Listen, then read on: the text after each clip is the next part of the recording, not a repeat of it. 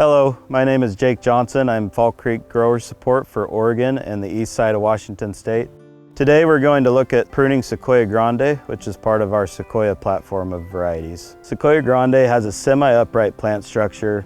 It has great cane production from the base as well as a good amount of lateral cane production.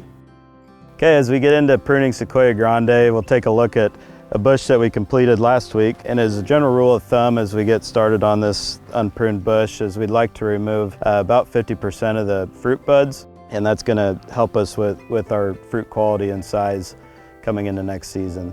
So as we approach the bush, we'll start at the base.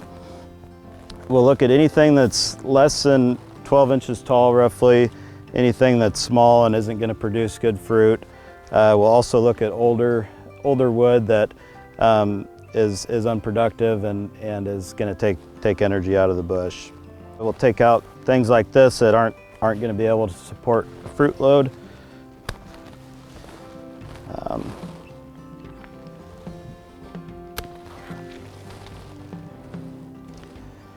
We'll take out some of these canes in the center that are crossing over each other.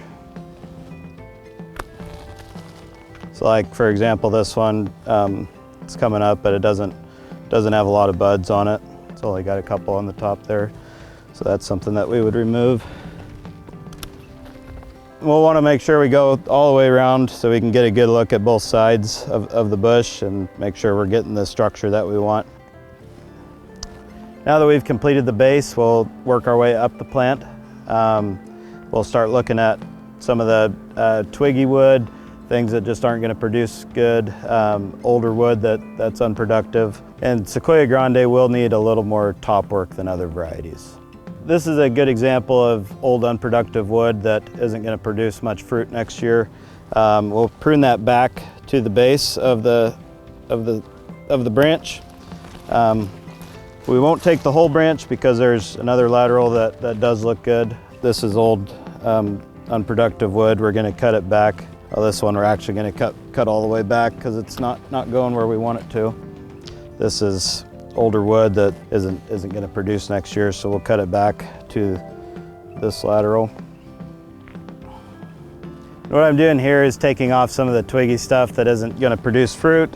Anything that we leave on the bush will take energy away from the plant. Here's our finished product. We've completed pruning on Sekoya Grande. As you can see, we've cleared out the base, improved our airflow, removed the old unproductive wood and the twiggy wood from the top. Hopefully this was helpful. If you have any questions, feel free to reach out to your local grower support.